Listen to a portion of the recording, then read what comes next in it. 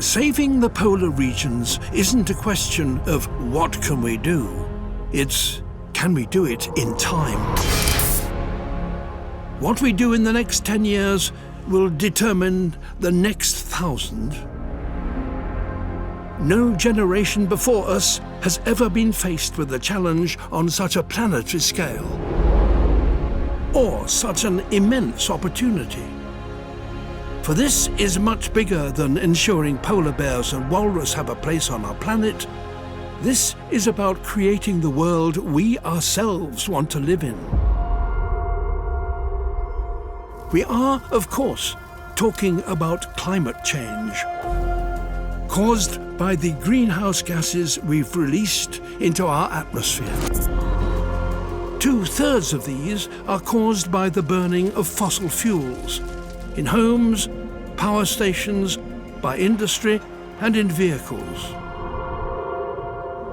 So that means a planet-sized solution is already within reach.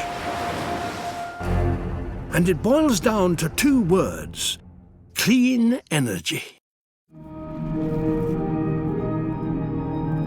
The energy transition we need is already underway.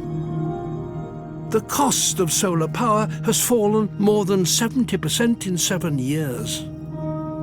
The cost of producing energy from some renewable sources is already undercutting fossil fuels. In the US, employment in solar energy is growing 9 times faster than the rest of the economy. While for every dollar the US invests into clean energy, China invests too. By 2040, more than half of new cars sold will be electric. There is no question.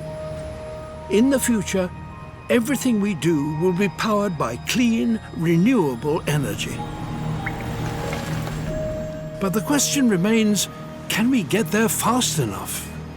To keep global warming within safe limits, we need to reduce our carbon emissions by half every decade.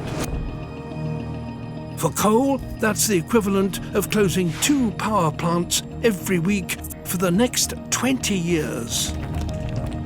If that sounds impossible, consider the power of exponential change to replace fossil fuels with renewables.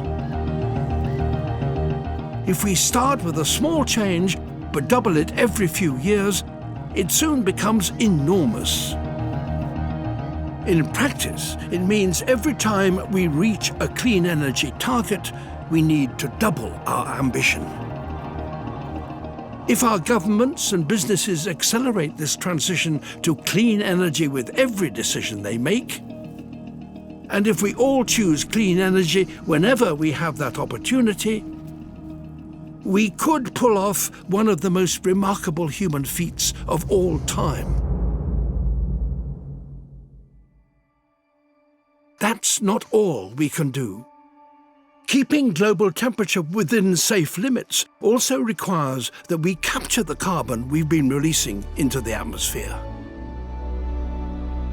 It's another immense task, but in nature we have a powerful ally. If we stop cutting forests and allow cleared land to recover, the growing plants will actually draw carbon out of the atmosphere and lock it back up in themselves and the soil. Allowing other habitats to recover contributes too. From wildflower meadows to seagrass beds, mangroves to marshlands, all can lock away carbon and help us achieve our goal. Rewilding our planet is no longer just a nice thing to do, it's essential if we are to reduce the carbon in the atmosphere and stabilize our climate.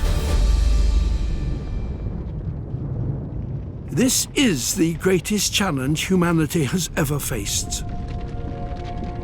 But when we all pull together, achieving the almost impossible is what we humans do best. And the rewards go far beyond stopping the polar ice from melting. Renewables will drive down the cost of electricity, create millions of jobs, and stimulate our economies. Electric vehicles will transform the way we travel and make our streets safer and quieter. And we will eliminate air pollution, currently the greatest environmental threat to human health, so we will even live longer. Imagine stepping out onto the street and breathing deeply, clean, fresh air. And of course, we'll have secured the future for walrus and polar bears too.